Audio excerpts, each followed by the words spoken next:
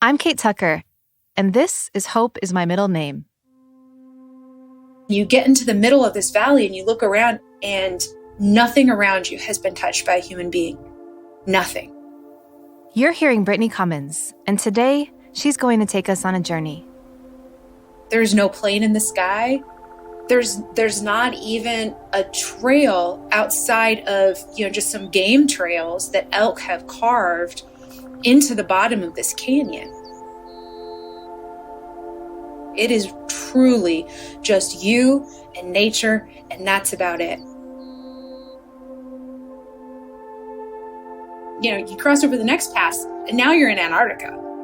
I mean, it's just snow as far as the eye can possibly see.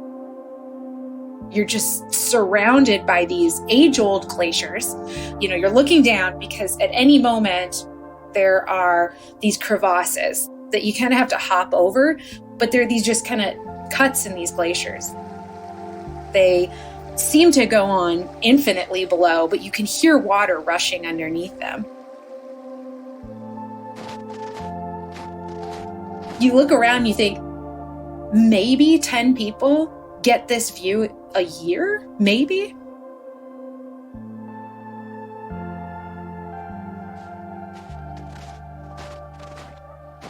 It was coming down into what was called Iceberg Pass, and it was one of the most steep and exposed areas that we were going to go during this time. It's a smooth sort of rock that you have to kind of shimmy your way down, and it was terrifying. I remember at one point the mental game got so far beyond my physical game, and I just got mind locked in. I can't take another step without really getting myself in trouble. And my hiking partner looks at me and he goes, "You got here. Why don't you just take a step back?"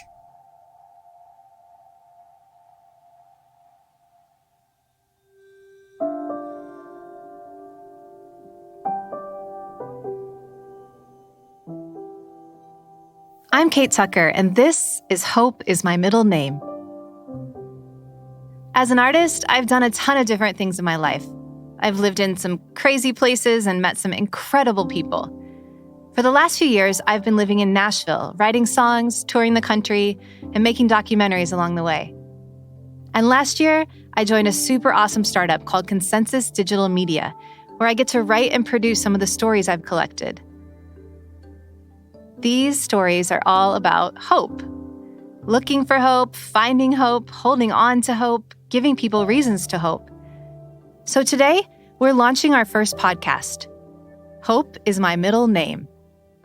On each episode, we'll be introducing you to some truly inspiring Americans, people whose efforts have sparked incredible innovations, whose communities are solving serious challenges in one of the hardest years of our lives. People who are building a more sustainable future for our country and for the whole world. These are the people who bring us hope.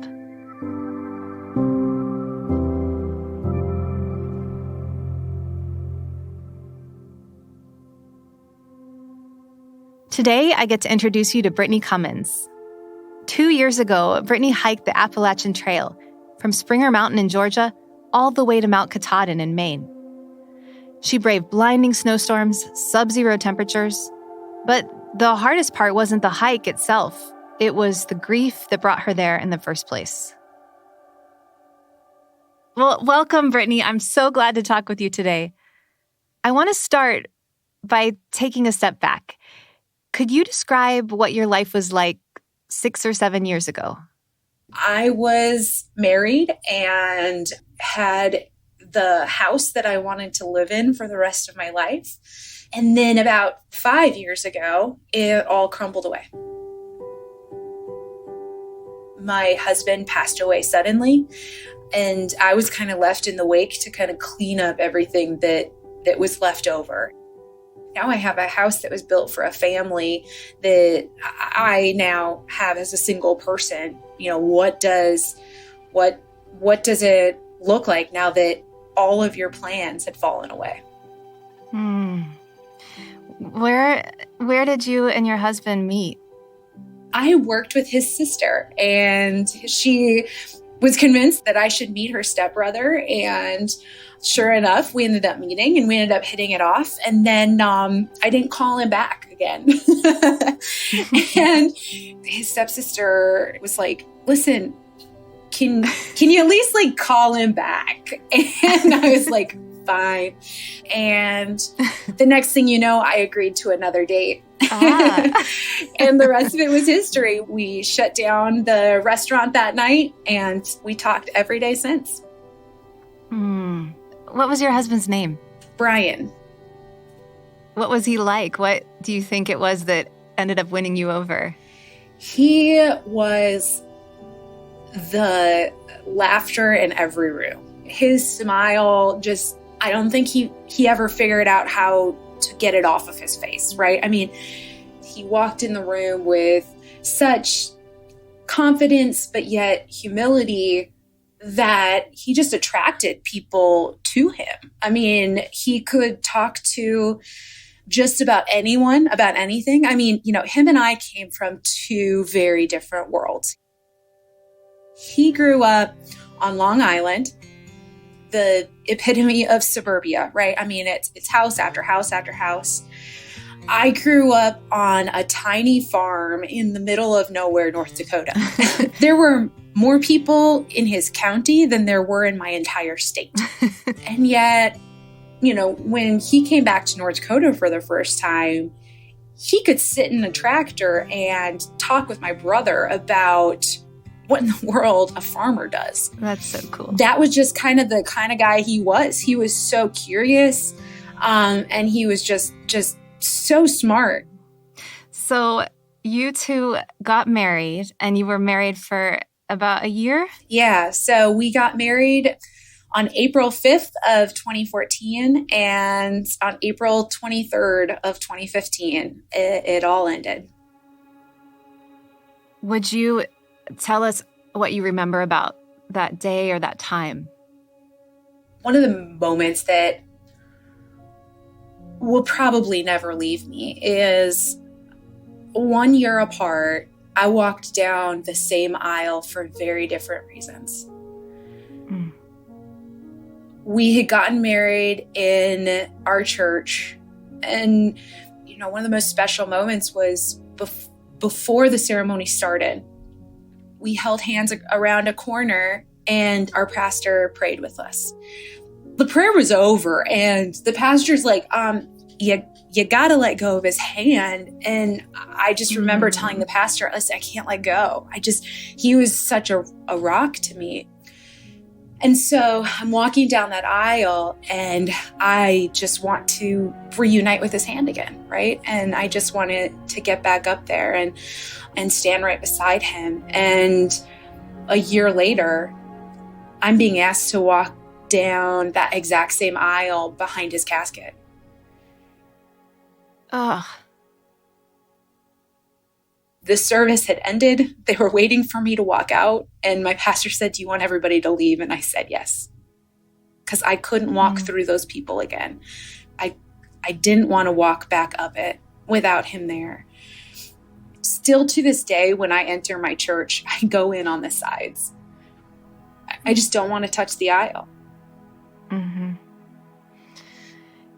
It's unbelievable how impossible to accept the finality of losing someone so close to us. I mean, I lost my mom a few years ago unexpectedly, and I remember I think that my brain just would not compute the fact that she was gone. And it took so long for me to come to terms with that, but it happens. It's like it takes so long, but it happens in an instant. Like your life changes the moment you hear the sentence. Mm-hmm. Absolutely. I mean, when I found out that he had passed, right, I was he was up on a work trip, and I was texting him because I couldn't remember when I was supposed to pick him up from the airport that day. And I was almost getting annoyed at him because I was like, he's not responding to me and I don't know when I'm supposed to go to the airport. And his workplace called my workplace, which was very weird to begin with. I didn't know why they did that. And so I actually took the call in my boss's office just to get some privacy.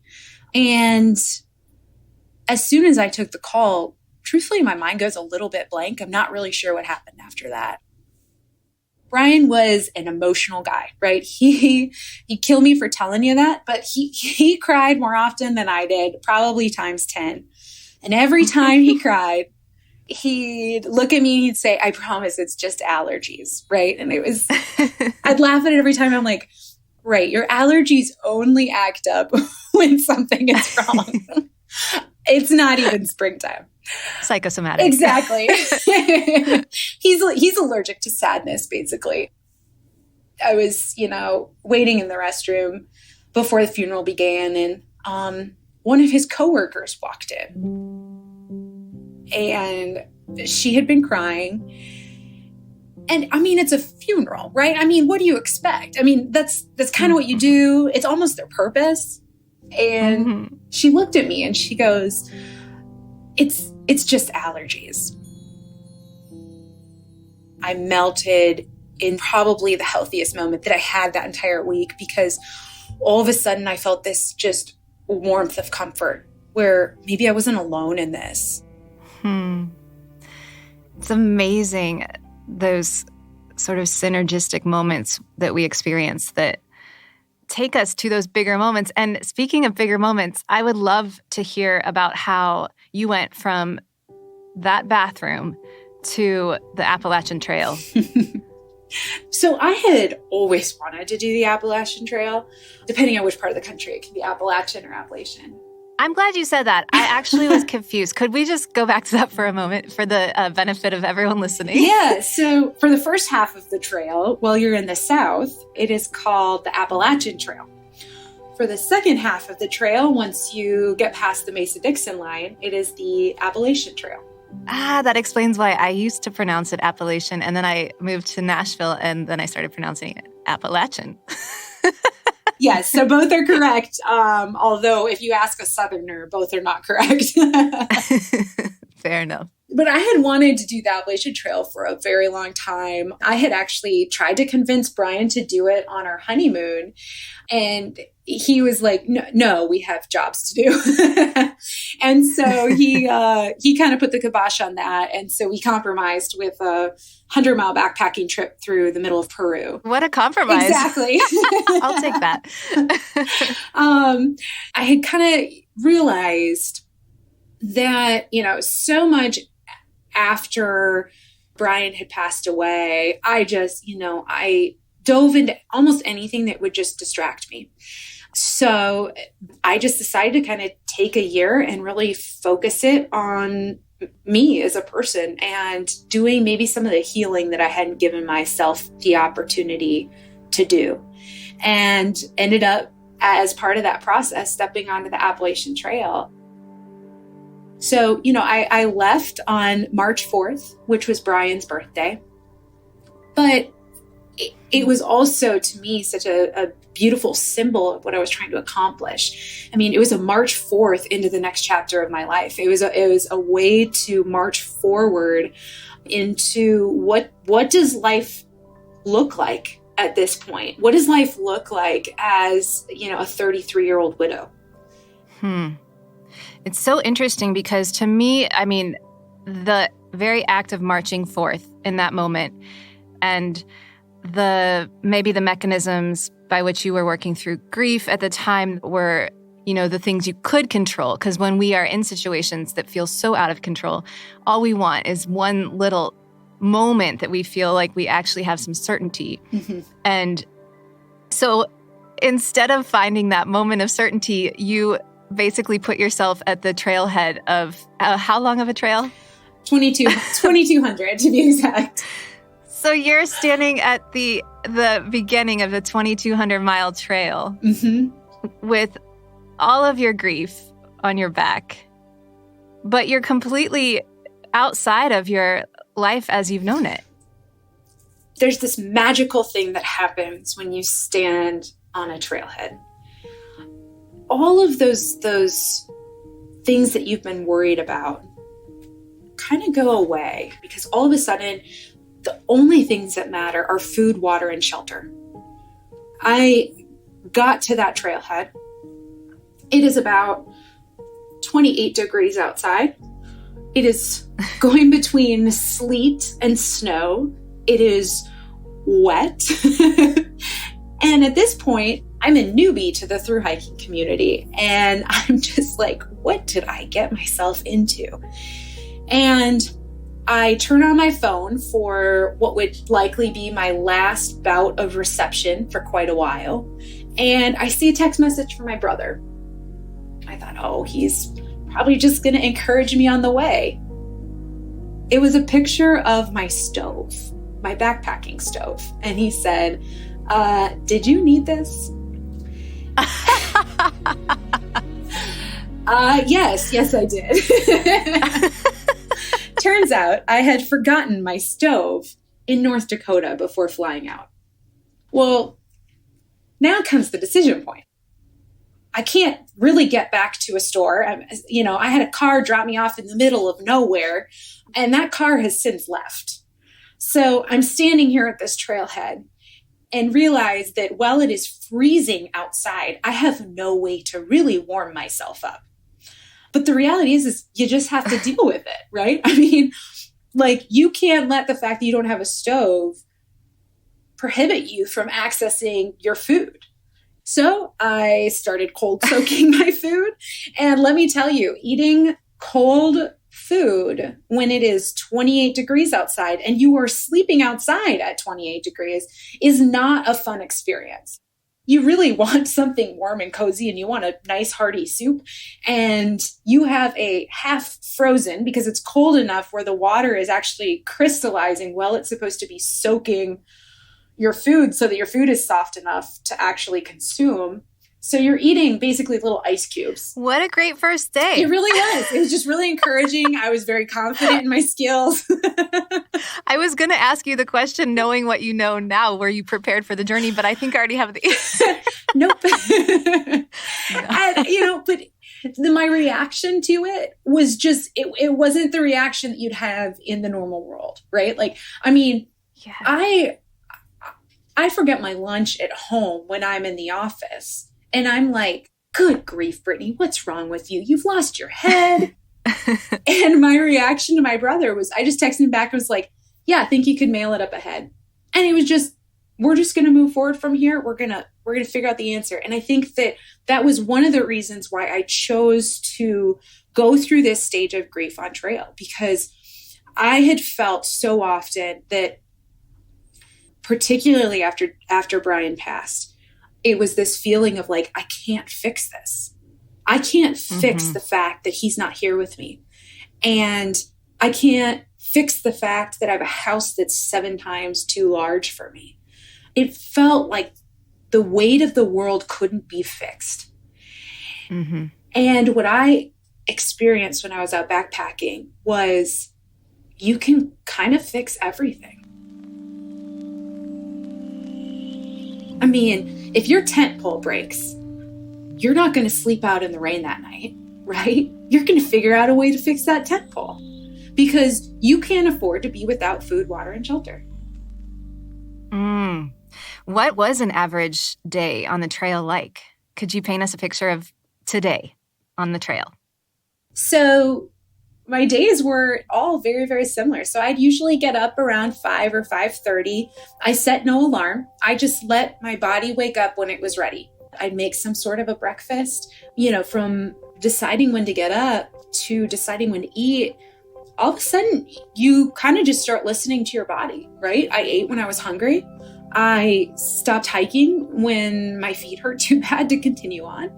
I went to bed when my body told me that it was time to go to bed, and I woke up when it said, okay, I'm ready, let's get up. I'm going to actually just spend the next 4 months in a relationship with my own internal pull and push.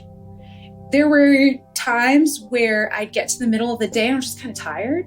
So I'd just pull off to the side of the trail, lay down in the grass, maybe pull out my tent as a pillow, and just take a nap. Oh my gosh, that is my dream. I would never do that in real life. I'm working on getting to the point where I could do that. So in terms of what the day looked like, it was in some ways normal to what a lot of people experience, right? You get up, you get ready in the morning, you pack up your stuff for the day, and then you're kind of out of the house, if you will, for the rest of the day. You're doing your work. In this case, your work is walking 18 to 25 miles a day. You take a lunch break, and then, when it's time for dinner, you stop working and you sit down, you have dinner. You do your errands, you make sure your dishes are washed before you go to bed. You try to brush your teeth unless it's too cold outside and you just don't want to have to do that much work. And then, you go to bed. So it's much more normal, I think, than you might assume. I think it's very courageous that you took yourself on a path where you would actually, in a sense, be reconnecting with your body while grieving. Because I think for me, when I was grieving the loss of my mother, at the beginning of it for me felt so cosmic because I was literally brought into the world by this person. So there was this cellular experience where it was just how can I be here, biologically, physically without her existing on the same plane? And then there's just this tendency, I think, for many of us when we're grieving to kind of want to numb out or ignore the needs of our body. And our body knows best what we need in those moments. And to let the grief pass through is such a powerful, terrifying, but cathartic experience. At least it was for me. And so you're out there literally moving your body through all of these extremes in the midst of that. Yeah, you really are. And I mean, there's definitely something to connecting the physical to the mental and the emotional, right? The physical movement has a power to it. I think for me, one of the extraordinary things about being out there and being in these environments that were, trying and difficult and stretched your parameters was that it did focus you at the end of the day on food, water, and shelter. And then everything beyond food, water, and shelter was something to be grateful for. Now you can start seeing the beauty in everything above it. I was on the Appalachian Trail and it was in the Great Smoky Mountains. And there was this knob called Charlie's Bunion. It's a very tiny side trail out there, and you go up on top of this big rock. And when you climb to the top of it, you look around and you can see the whole world. It's phenomenal on a clear day. And I had gotten to see it on a clear day when Brian and I had gone down there. And it was just one of my favorite places in the whole entire world. So it's the night before I'm supposed to be able to kind of reach Charlie's Bunion. So I wake up early the next morning. I poke my head out. And it is a whiteout blizzard. I mean, I can hardly see the end of my tent, let alone the end of the earth. So, I mean, my heart just sinks just to the pit. And I'm like, well, I mean, I can't just sit here in a blizzard all day. So I have to hike. I'm going to have to hike up past Charlie's Bunion. And I get to Charlie's Bunion and I'm thinking as I'm approaching, I'm like, maybe this blizzard will clear and I'm going to get to be able to see this moment that we had shared. Well, I get to Charlie's Bunion. I could hardly see the end of the rock, right? I mean, it is just blizzarding. I probably shouldn't have been up there. It was ice from left to right. I mean, it was treacherous conditions. And I mean, my heart was just kind of breaking. It was devastating to me. There's almost nobody on trail. I mean, I am marking fresh footprints in the snow. And I look over on the ridge and you can see the storm receding and you can see the crisp outer edges of these evergreen trees just popping through, and they're just laced with this gorgeous white snow. And I remember standing up on this viewpoint and looking at this unbelievable valley below me and thinking, wow, nobody else gets to see this. Only those who had the resilience to hike through this storm get to come out on the other side and see this view. And it struck me in that moment that that's actually what we all should be focused on when we're focused on gratitude. And as soon as I made that switch in my head, that I don't have to be grateful for things, but I can be grateful in those circumstances, all of a sudden my perspective on almost everything that had happened changed. I will never be grateful for the fact that Brian passed away. But I can be grateful in all of the things that I learned as a result of that. I can be grateful in the fact that it motivated me to be able to go on the Appalachian Trail. In the time since, I cannot believe how many people in my family circle, in my friend circle, came to me and could all of a sudden be vulnerable with me. I was humbled in front of the entire world, and I grieved publicly. I was a mess publicly, but it created a pathway where I could build deeper relationships with people that I really truly care about and who are really, really important to me. And I don't know that I could have done that otherwise. I wonder, did you share your experiences with other hikers, your experiences with loss and grief along the trail? Yes, the thru hiking community is a very open and vulnerable community in the fact that, listen, if you were going to strap all of your earthly belongings on your back and walk 2,200 miles, there's probably something wrong with you, right? When everything is beautiful, normal people don't do that. Right. It's those things we do under duress. So, speaking of resilience, I'd love to hear what it was like when you returned home and you had that sense of achievement, how maybe that whole experience shifted your perspective on loss and also on what you wanted for your future.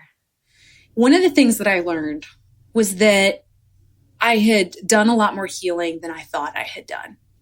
So to start the Appalachian Trail, if you are a traditional, northbound thru hiker, you start just north of Atlanta. So most people are going to fly into the Atlanta airport. And I happened to be flying through the Atlanta airport a year after I finished the Appalachian Trail on the same day that I had started the Appalachian Trail the year before. And I fit in so much better a year later. I was there for work, so I'm walking around the airport. I'm carrying around my roller bag, right? I'm wearing jeans and a sweater. But I was craving to be the anomaly again. One of the things that a lot of the grief books talk about is that when you lose a spouse or you go through any major trauma, you might lose 60 to 80% of your friends. It's not because they don't care about you. It's not because they don't love you. It's that your life changed. Mm-hmm. And you might have had a lot of couple friends. The relationship changes when you're only half of a couple. And I think a lot of people who go through divorce maybe experience something similar as well. Mm-hmm. And I really struggled with that because I felt like, here I am. I was 28 when Brian passed away. My friends were either getting married or they were having children. Mm-hmm. And I just wasn't part of that world. And I just craved to be part of it. I wanted to conform. I wanted to be back in that world, back in that zone. And what hiking the Appalachian Trail taught me was that I could be the anomaly. I could be the different one in the crowd. People still welcomed me with open arms. There was still a group there to kind of be your safety net. You found a sense of belonging in venturing forth and marching forth. Mm-hmm. How often do you think about your experience on the trail? Every day. I'm sitting here at my desk looking up at my favorite ridge from the trail, which I have blown up into a massive canvas that sits above my desk that I stare at for 10 hours a day. I love that. There is hardly a moment that goes by where I don't think about the trail and about trying to find a way back to it. The power that comes with knowing that you can survive and you can go places and you can see unbelievable sights just by human power it's an incredible place to be. With your own 2 feet. It's so amazing. Yes. It's really about all the places you'll go. So where are you going next? What's on the horizon? Oh, gosh. Well, my list continues to get ever longer. I have this dream of hopefully in the next year or two, trying my hand at the Colorado Trail, which is about 450 miles through Colorado. There's the Continental Divide Trail that goes from Mexico to Canada up through New Mexico. It hit Wyoming again, go up through Montana until you hit the Canadian border.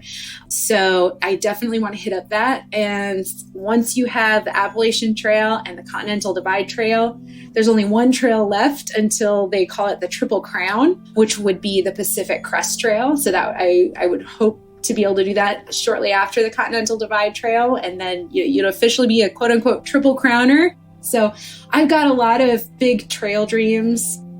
I was wondering, since Brian became the reason that you set out on March 4th and hiked the trail, and the trail has so informed your life and given you this freedom, do you still feel connected to Brian when you're hiking? Not as often as I used to. It's become a lot more about me being me. And for me, that was a really healthy step. Mm-hmm. I love that. I love that. I would love to know what's giving you reason to hope today. I think one of the things that gives me reason to hope is that there are still things that we can find beautiful common ground on. When you are out on trail, literally nobody knows, nor do they care, what your political persuasion is.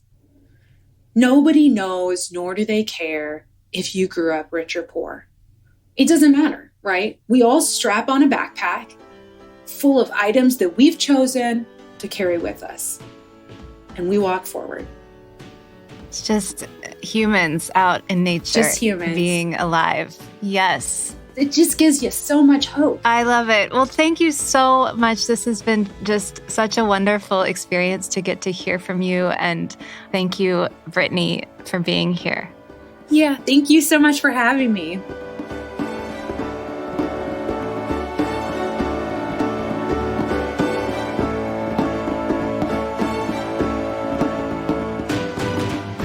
Hope is My Middle Name is hosted by me, Kate Tucker. This episode was produced by Rachel Swaby and edited by Elise Hugh. Our sound engineer is Mark Bush. Connor Gahn is the big boss and our champion at Consensus Digital Media. We're a brand new show, so we'd love to know what you think. Subscribe, rate, and review Hope is My Middle Name on Apple Podcasts. This small act makes a very big difference. You can find me on Instagram at Kate Tucker Music. Hope is My Middle Name is a podcast by Consensus Digital Media, produced in association with Reasonable Volume. See you next time.